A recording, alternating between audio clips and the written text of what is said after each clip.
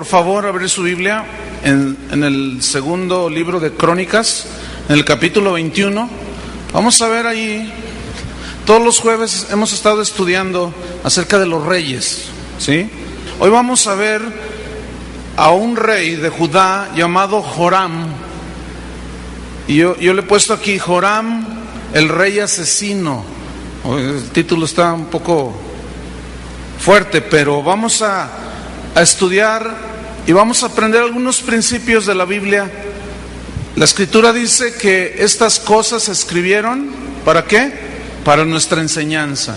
Así es que nosotros podemos extraer y aplicar a nuestra vida personal, hoy, las historias que aparecen en la Biblia. Hay muchas enseñanzas para nosotros. Entonces, Dios tendrá algo en especial para cada uno de nosotros. Segunda de Crónicas 21. Voy a leer. Dice: durmió Josafat con sus padres. Ya vimos algo de la vida de Josafat. Chuy García compartió hace 8 días y yo hace 15 días sobre Josafat, un rey que buscó a Dios y Dios lo prosperó. Y Josafat formó su familia, tenía a su esposa, sus hijos, pero pasaron los años y murió Josafat y durmió con sus padres y los sepultaron con sus padres en la ciudad de David, y reinó en su lugar Joram su hijo. Versículo 2: quien tuvo por hermanos, aquí menciona a la familia, hijos de Josafat, a Azarías, Jehiel, Zacarías, Azarías, Micael y Cefatías. Todos estos fueron hijos de Josafat, rey de Judá. Bien, vemos que era una familia numerosa. Versículo 3. Recordamos un poco acerca de la vida de Josafat. Fue un rey que buscó a Dios, ¿se acuerdan? Y él, en esa búsqueda de Dios, se acercaba a Dios continuamente. Estudiamos lo que significa buscar a Dios. No que se le haya perdido, sino es acercarse continuamente, arrimarse, acurrucarse con Dios, buscando su voluntad. Y dice aquí que su padre, Dios había prosperado mucho a Josafat, y el padre de Joram, Josafat, les había dado muchos regalos. ¿A quién le gustan los regalos? A todos les gustan los regalos. Estos muchachos que aparecen aquí en la Biblia, estos jóvenes, tenían un papá bueno, tenían un papá que buscaba a Dios, tuvieron un padre que fue ejemplo para ellos, y era un padre bendecido por Dios. Y dice que les repartió muchos regalos de oro y de plata y cosas preciosas. No sé, cosas preciosas. A lo mejor les regaló un carro con un caballo pura sangre, qué sé yo, donde ellos iban ahí. Y bueno, dice aquí que Josafat los bendijo a sus hijos. Dice, y aparte dice que les dio ciudades. Imagínate que tú tienes tu papá y te dice: te quiero regalar algo, hijo, ¿qué te gusta? ¿Colima o Guadalajara? Y tú dices: Puerto Vallarta, papá. Y tu papá te dice: bueno, está bien, te regalo Puerto Vallarta. Eso es lo que está diciendo aquí. Acuérdense que él fortificó las ciudades que pertenecían al reino de Judá. Esas eran de Israel. Y Josafat era dueño de muchas de estas y se las repartió a sus hijos.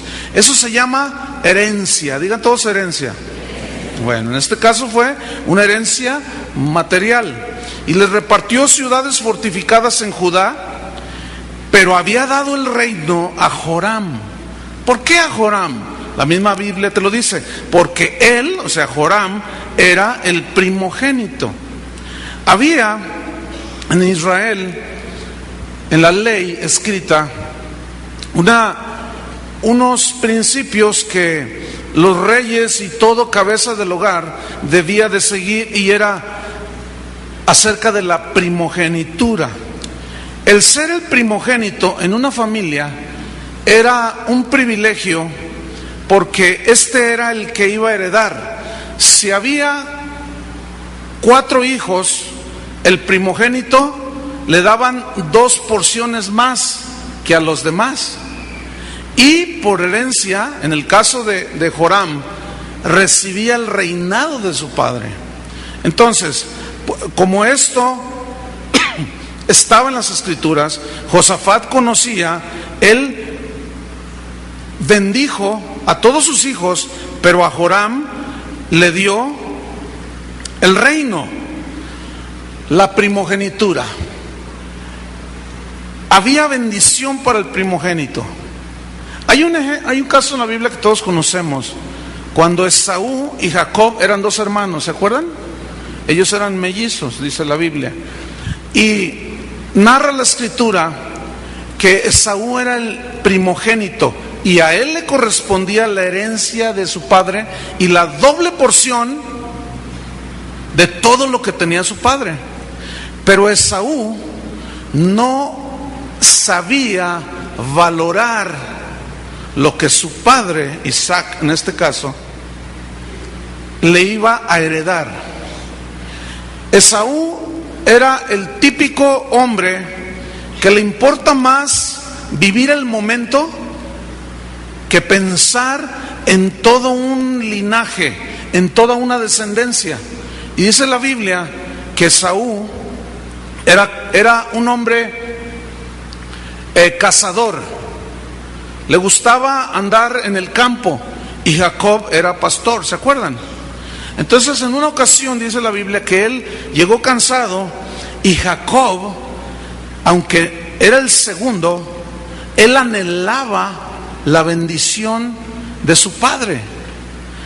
Y él podía discernir y entender que Esaú menospreciaba la herencia material y la herencia espiritual de ser hijo de un patriarca. Dice la Biblia que en una ocasión Esaú llegó cansado y Jacob estaba allí guisando y le dijo: dame un poco de ese guiso. Y el otro, medio tramposo, le dijo: bueno, sí te doy, pero si me das tu primogenitura. Y dijo: sí, te la doy, ¿para qué la quiero yo? Esaú no se imaginaba lo que él estaba haciendo. Esaú menospreció las bendiciones que le correspondían por herencia y la doble porción. ¿Te acuerdas cuando uno de los profetas le dijo a Eliseo, le dijo: dame doble porción? ¿Sí? Y le dijo: ay, pues has pedido algo pues grande, primogénito. Dice la Biblia que Jesucristo es el primogénito de la creación, o sea, el que tiene la preeminencia, no el primero en ser creado, porque Jesucristo no es un ser creado. Ok. Dice la Biblia que nosotros somos coherederos con Cristo, somos herederos de Dios, coherederos de Cristo. Tenemos para nosotros una herencia espiritual por razón de que somos coherederos de Cristo, con Cristo. Somos junto con Cristo, heredamos las riquezas de Dios. Pero hemos estado hablando que los profetas de la prosperidad han engañado a mucha gente, haciéndoles creer que solo los bienes materiales son los que Dios nos da. Y hay un sobreénfasis en esas enseñanzas. Y lo único que despiertan es la codicia de la gente. Pero ya hemos hablado en otras ocasiones de cuál es el equilibrio en este asunto de la prosperidad. Dios quiere prosperarnos, pero ahí está el lado A y el lado B, y ya no voy a detenerme más en explicar, ya lo he explicado bastante. Pero nosotros entonces somos herederos de Dios. Hay unas riquezas para nosotros disponibles. Ahora, ¿por qué se llama testamento? Cuando alguien muere deja un testamento. ¿Cuáles son las riquezas para nosotros? La palabra de Dios, las abundantes riquezas de su gloria, las inescrutables riquezas de Cristo. Entonces, escúcheme bien, hay muchos cristianos que se parecen a Esaú. Por vivir el momento, menosprecian las riquezas de Dios. Por vivir el momento, echan por la ventana toda la herencia espiritual que les corresponde. Y por un momento de disfrutar riquezas o placeres carnales, venden y cambian la bendición de Dios, las riquezas espirituales, por momentos de placer. Y debemos de tener mucho cuidado. Tenemos que ser cristianos sobrios, prudentes, que sabemos valorar el sacrificio de Jesucristo. Mientras cantábamos este canto hace poco, en la cruz moriste por amor. Fue pisoteado como una flor. Cada vez que yo escucho esa canción, viene a mi mente, o esa alabanza, viene a mi mente el sacrificio de Jesús, obviamente. Y mi reflexión es la siguiente. Yo digo, si fue un alto precio el que tú pagaste por mí, fue por mí, por amor. ¿Cómo voy yo a vender mi alma al mundo, a las cosas terrenales, a las cosas carnales, nada más por un momento? ¿Se acuerdan de Moisés?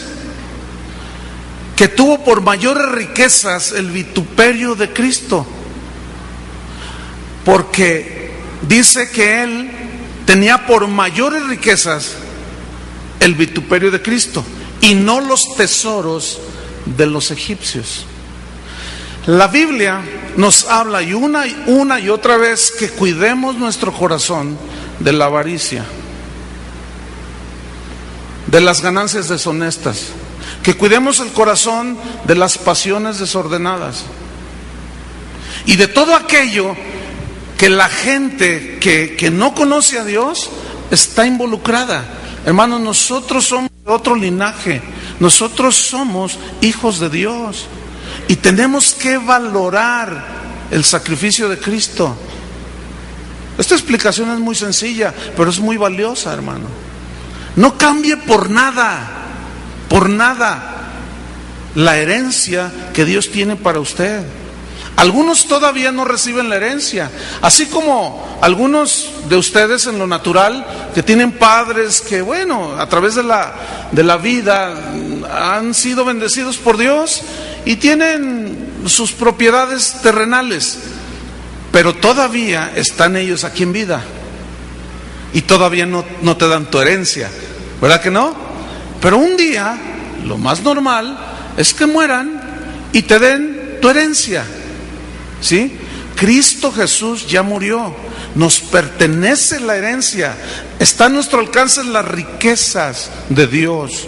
Y eso es lo que debemos anhelar, no tanto las riquezas materiales, esas las necesitamos para vivir en este mundo, pero no son lo esencial. ¿De acuerdo? Entonces vamos a la historia de nuevo. Josafat, un padre ejemplar, generoso, reparte herencia, al primogénito le da el reino. Nosotros somos hijos del primogénito, coherederos de Cristo también. Versículo 4 dice: fue elevado pues Joram al reino de su padre, y luego que se hizo fuerte, ¿qué hizo? Mató a espada a todos sus hermanos y también algunos de los príncipes de Israel. ¿Quién fue el padre de Joram? Josafat. Josafat fue un hombre temeroso de Dios y dio ejemplo a sus hijos. ¿Cómo fue que le salió un hijo así? ¿Por qué salió un hijo así? Hay un elemento que muy pocas veces se pone se le pone atención, y es el siguiente: cuando tu padre de familia o tus padres tienes tus hijos y tú eres una buena madre, un padre ejemplar, y vas criando a tus hijos, y el elemento es el siguiente: Resulta que tú eres una madre ejemplar y un padre ejemplar, y empiezan a crecer tus 15 hijos que tuviste. Empiezan a crecer. Y de esos 15, 13 siguieron tus pasos, pero 2 no. ¿Qué falló allí? Y luego los padres entran en condenación y dicen, ¿qué hice mal yo? Yo fui un ejemplo. Y hablan con la hija y le dicen, hija, yo fui un ejemplo para ti. ¿Qué te faltó? Nada. ¿Te faltó amor, cariño? ¿Te faltó la guía de un padre? No. Entonces, ¿qué te pasa? Le dice el padre a su hija. Pero se nos olvida que Dios a cada ser humano nos ha dado libre voluntad. Y la gente y los hijos, cuando crecen, empiezan a escoger lo que ellos quieren. ¿Cómo te explicas que un padre piadoso como Josafat, que tuvo estos hijos, uno le haya salido asesino? Y lo que es más terrible, de sus propios hermanos. Josafat no alcanzó a ver eso.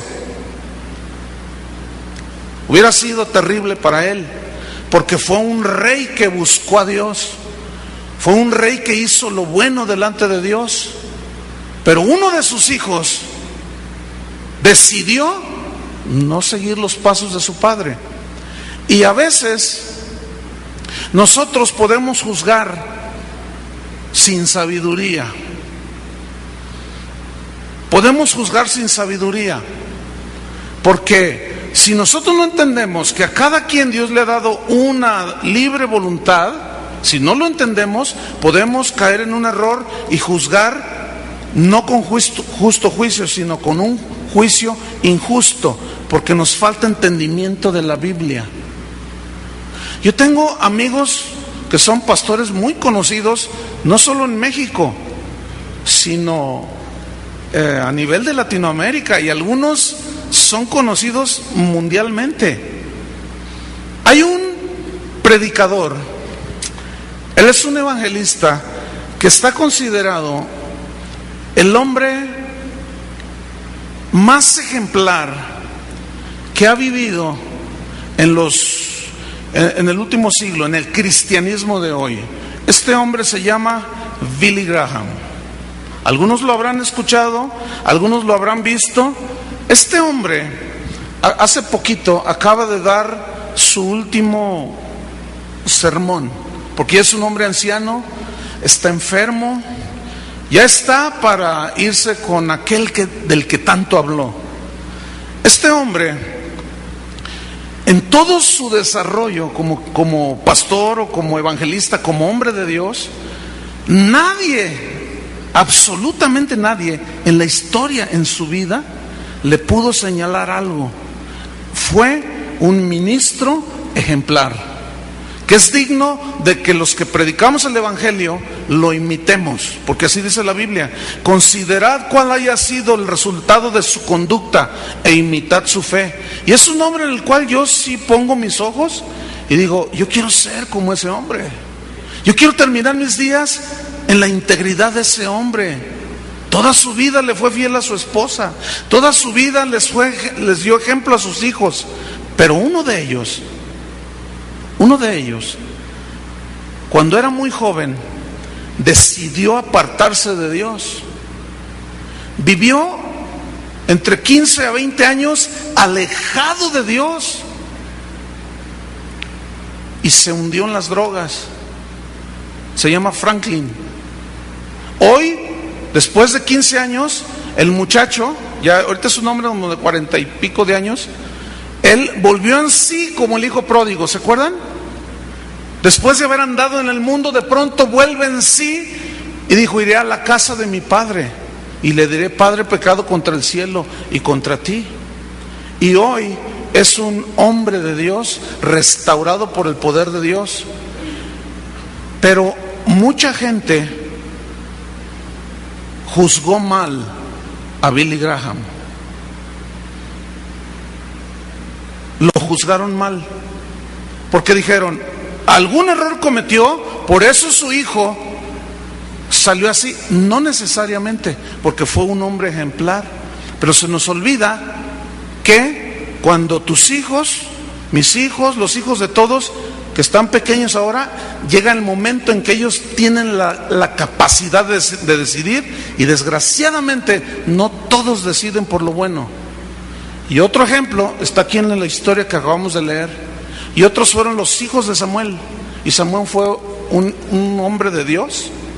Entonces, fíjate, de todos estos le sale el primogénito, le salió mal, decidió mal. ¿Qué había en el corazón de este muchacho? Viendo a semejante ejemplo de su padre, y aún así su corazón se llenó de avaricia, quiso todo para él. Todos los regalos y la herencia que había regalado a sus hermanos, ¿qué le pasó en el corazón? ¿Cuándo entró una semilla de avaricia? Que empezó a tramar y a decir: yo sé que por ser el primogénito a mí me corresponde ser rey. Cuando yo sea rey, yo no voy a permitir que mis hermanos reciban nada. Yo me quiero quedar con todo lo que mi padre hizo. ¿Cuándo le entró la avaricia, hermanos?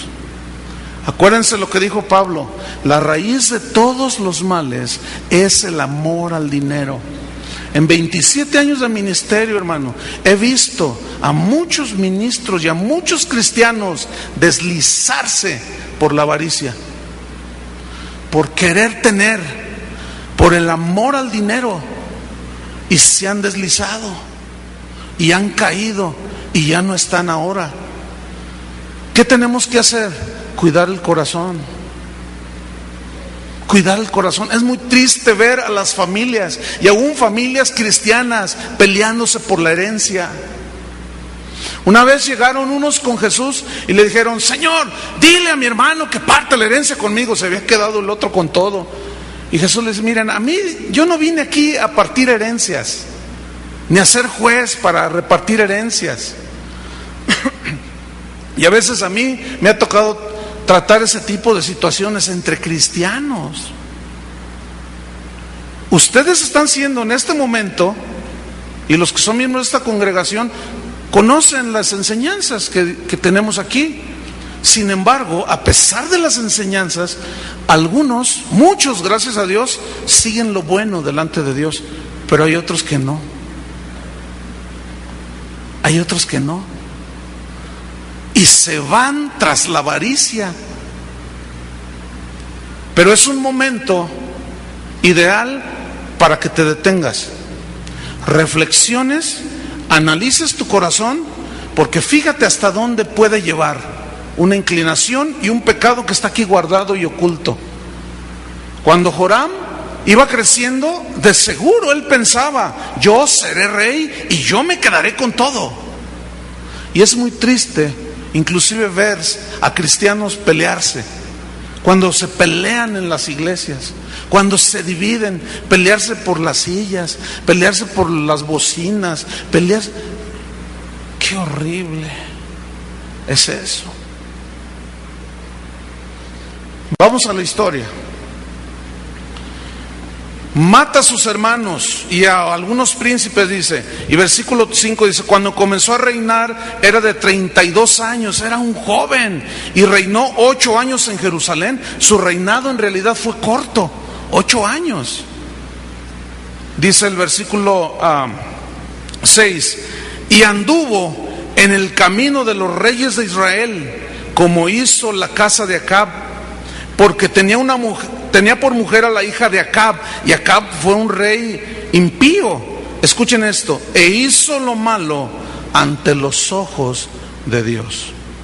Hizo lo malo ante los ojos de Jehová.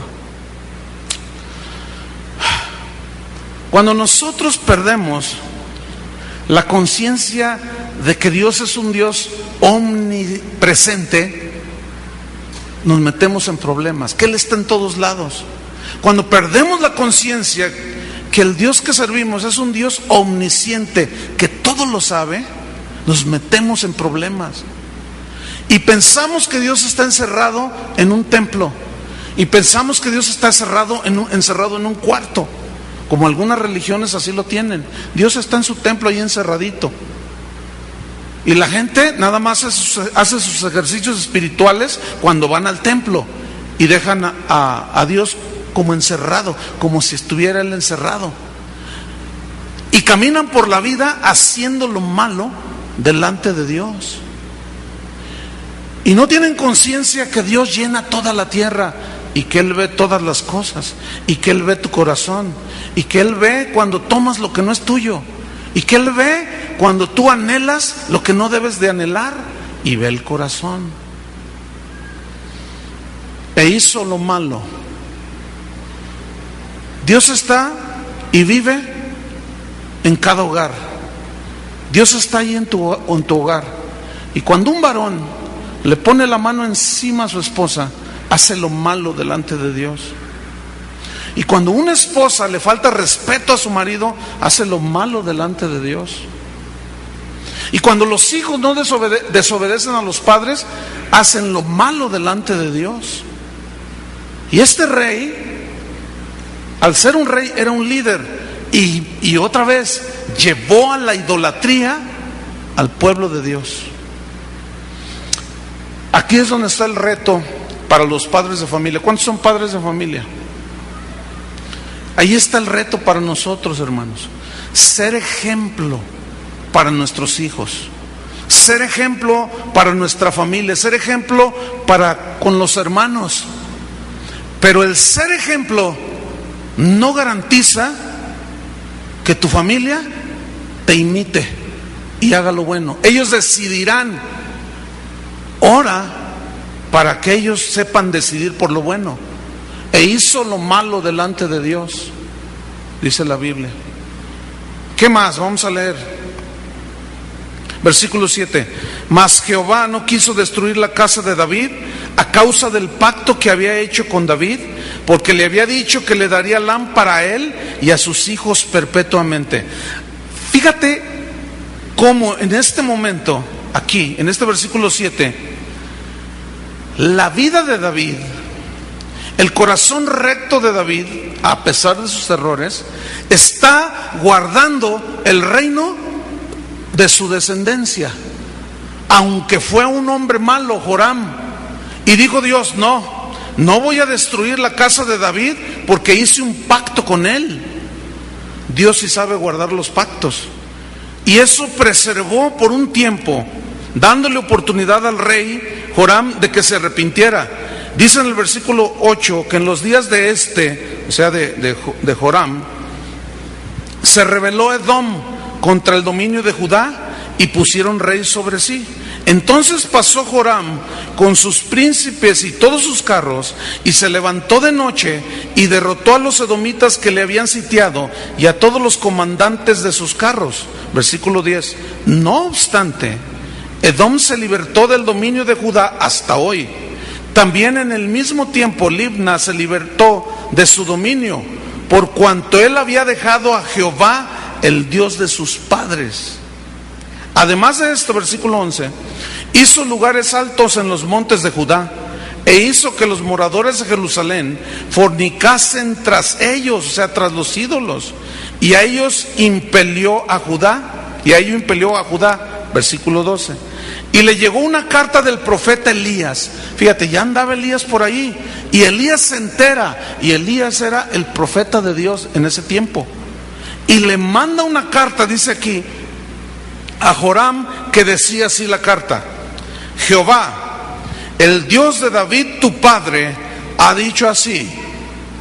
Y le da una palabra fuerte: por cuanto no has andado en los caminos de Josafat tu padre, ni en los caminos de Asa, rey de Judá, sino que has andado en los caminos de los reyes de Israel, que caminaron mal con Dios, y has hecho que fornicase Judá y los moradores de Jerusalén, como fornicó la casa de Acab, y además has dado muerte a tus hermanos, a la familia de tu padre, los cuales eran mejores que tú.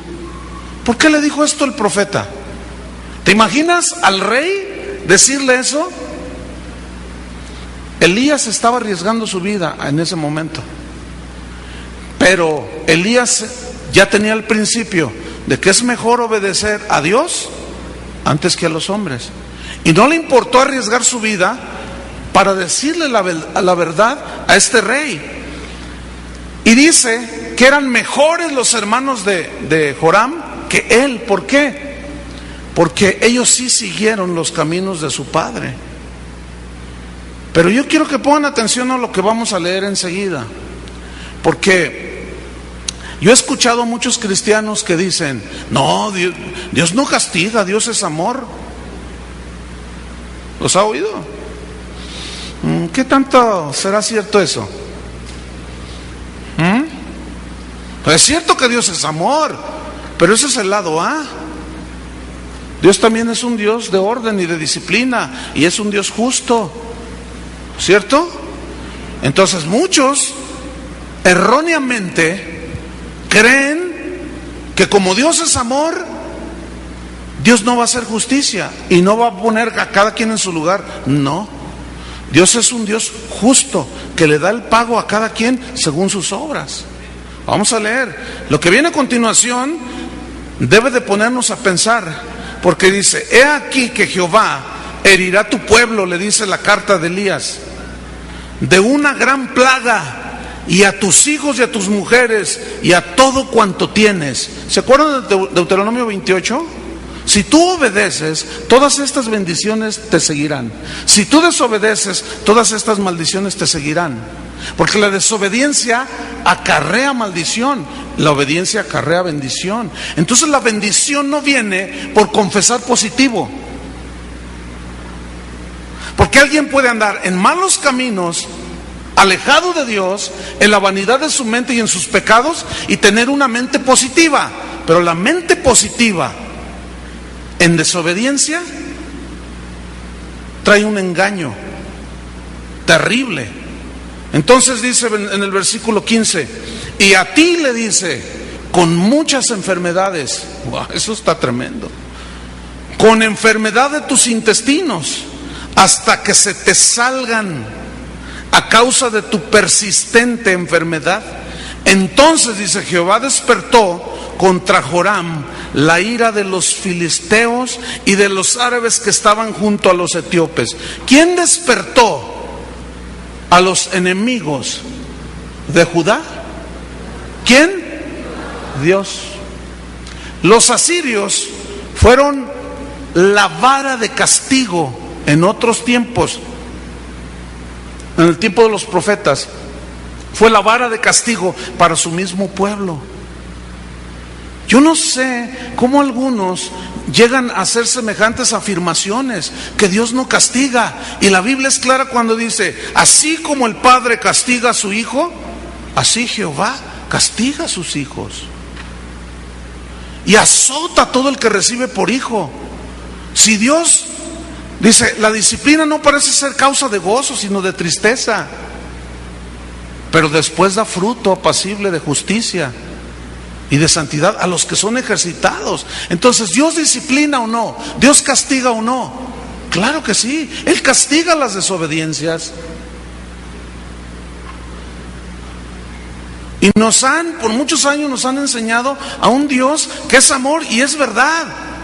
Pero acuérdense que los extremos son malos. Hay quienes enseñan un Dios de amor y no te ponen el otro lado de la justicia de Dios, que Dios es un Dios justo. Y hay quien enfatiza demasiado en la justicia y en lo que Dios puede castigar, que se olvidan que Dios es amor también y que es un Dios de misericordia. Los dos Dios es ambas cosas. Dice la carta a los Romanos, no habla de la bondad y de la severidad de Dios. En el capítulo 11 a los Romanos, de la bondad y de la severidad de Dios.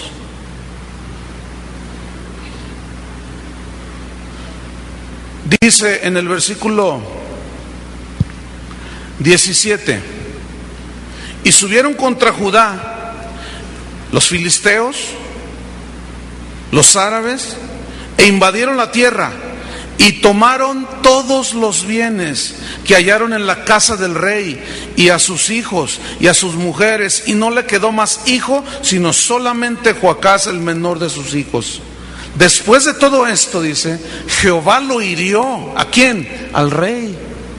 Jehová lo hirió con una enfermedad incurable en los intestinos. Y aconteció que al pasar muchos días, al fin, al cabo de 2 años, los intestinos se le salieron por la enfermedad. ¿Quién sabe qué clase de enfermedad sería? Pero fue terrible. Dice, una enfermedad incurable en los intestinos, estoy en el 19. Los intestinos se le salieron por la enfermedad, muriendo así de enfermedad muy penosa. Y no encendieron fuego en su honor, como lo había hecho con sus padres. Cuando comenzó a reinar era de 32 años, y reinó en Jerusalén 8 años, y murió sin que lo desearan más. Y lo sepultaron en la ciudad de David, pero no en los sepulcros de los reyes. Qué triste fin tuvo este hombre. Hermanos, si alguno todavía piensa que tiene fuego delante de Dios como los diputados,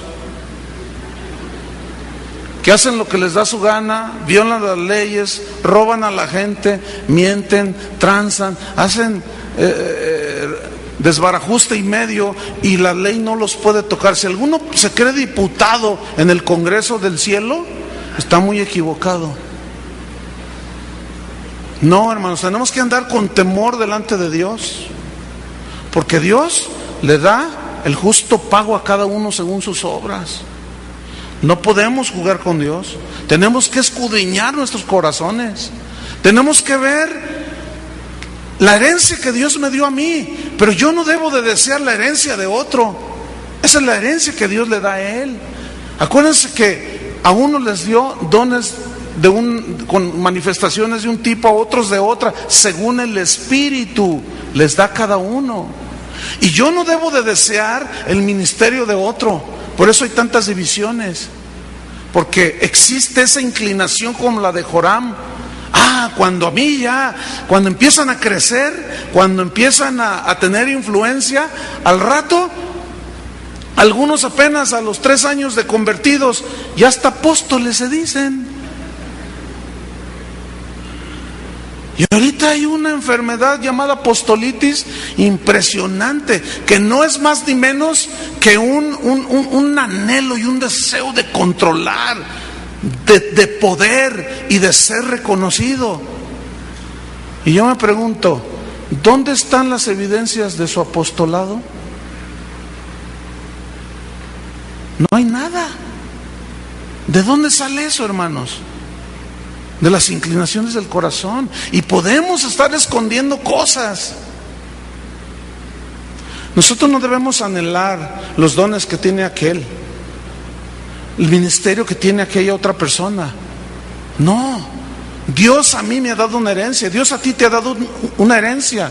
Disfruta lo tuyo, pero no le quites a otros lo que es de ellos.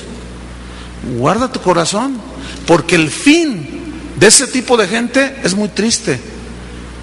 Y en 27 años de ministerio, en la mañana hablaba con un pastor y me decía: hermano, mira, yo tengo muy poco en el ministerio, tengo 3 años en el ministerio, y mira, hermano, yo empiezo a ver cosas. Yo pensaba que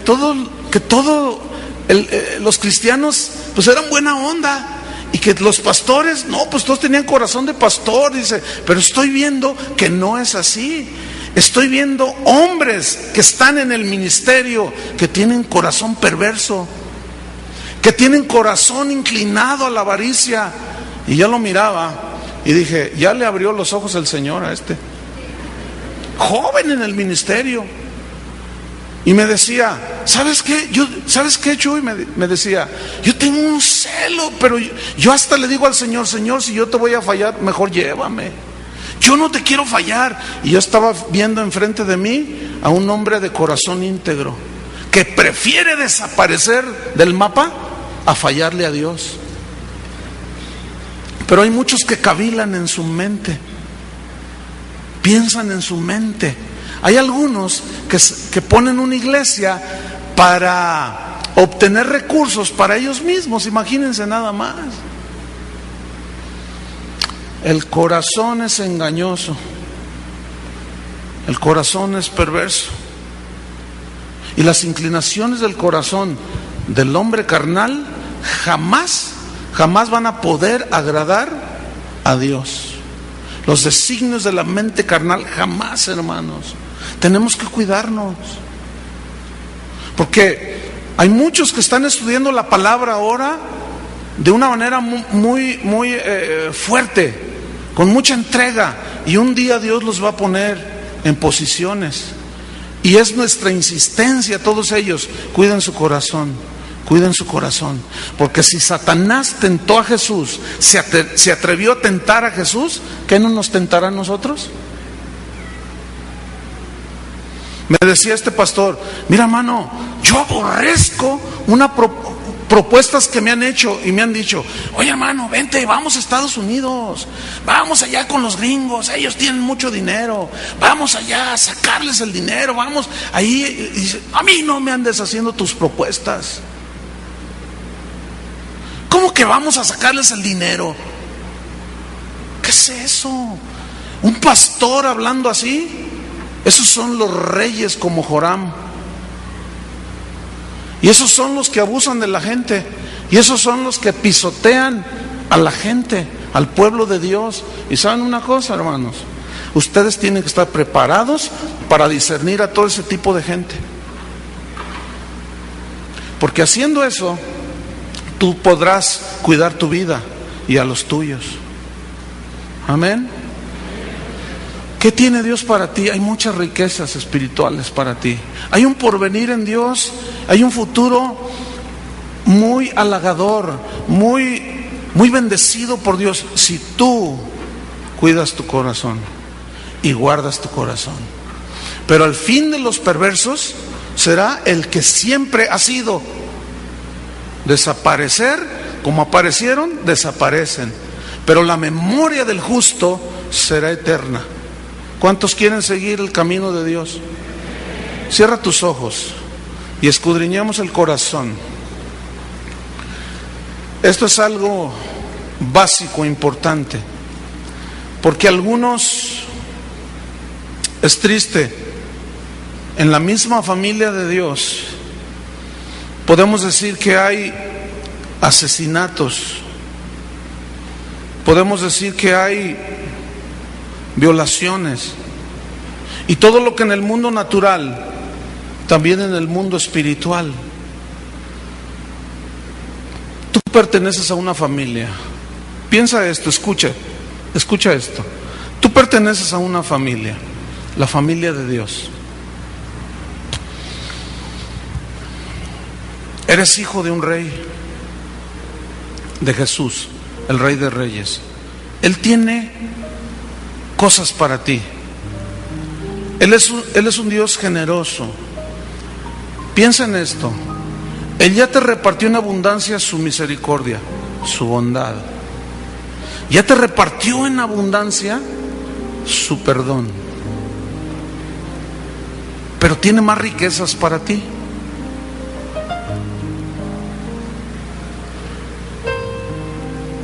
De manera que tú le puedes decir en este momento: Señor, yo no quiero ser insensato como Esaú, que menospreció las bendiciones de la primogenitura, las bendiciones que le correspondían por un momento de deleite, por un momento de placer. Señor, hazme entender sabiduría. Pon inteligencia espiritual en mí, Señor. Son tiempos peligrosos los que estamos viviendo. Y el corazón de los hombres de estos últimos tiempos está lleno de glotonería, de avaricia. Hombres aún con apariencia de piedad usan eso como fuente de ganancia personal. Pero aquí estamos, Señor. y escudriñamos nuestro corazón delante de ti. Tú conoces, Señor, nuestros más íntimos pensamientos. Examínanos, oh Dios, y prueba nuestro corazón. Examínanos, oh Dios, y ve si hay en nosotros camino de perversidad, y guíanos, Señor, por los caminos de justicia. Porque dije, atenderé a tus caminos para no pecar.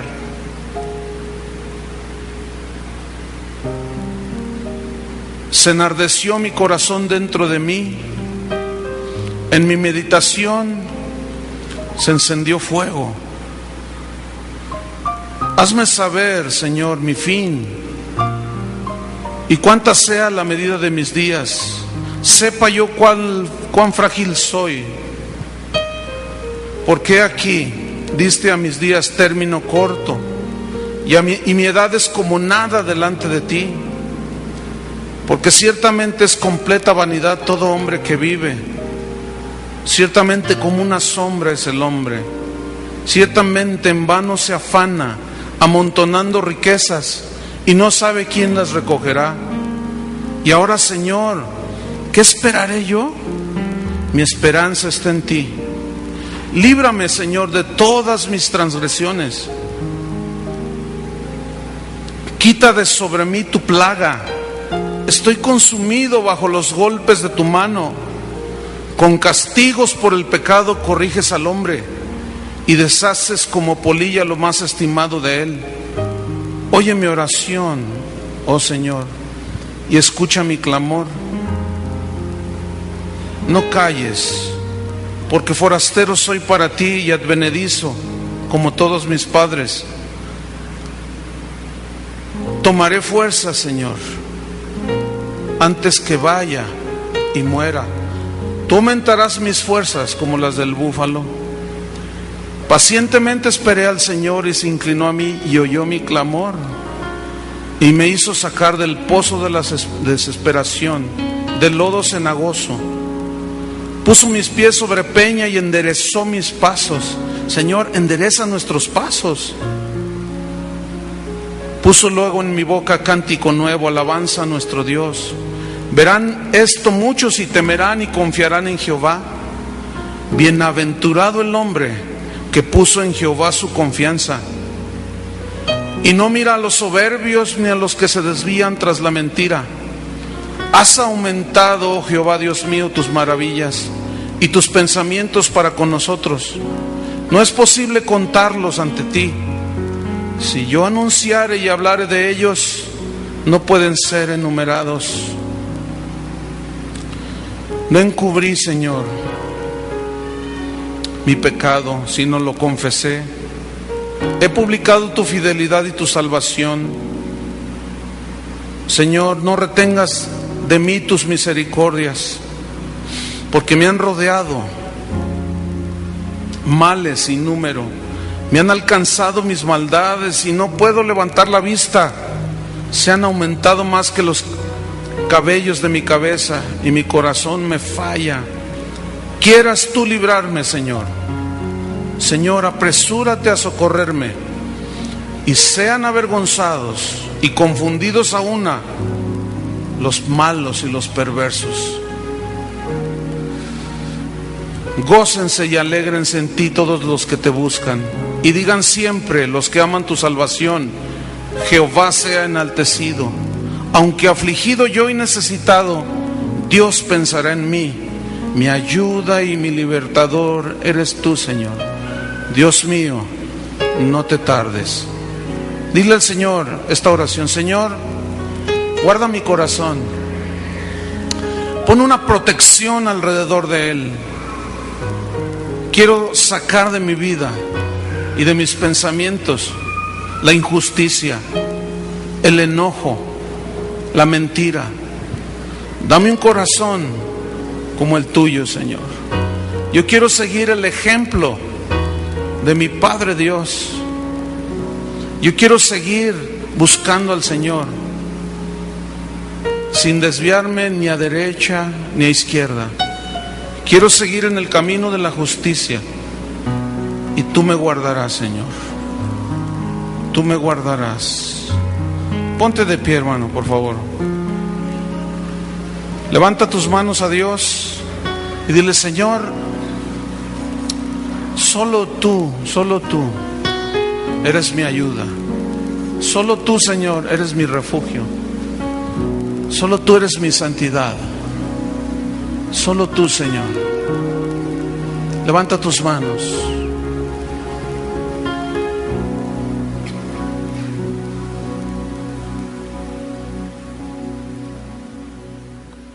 Gracias, Señor.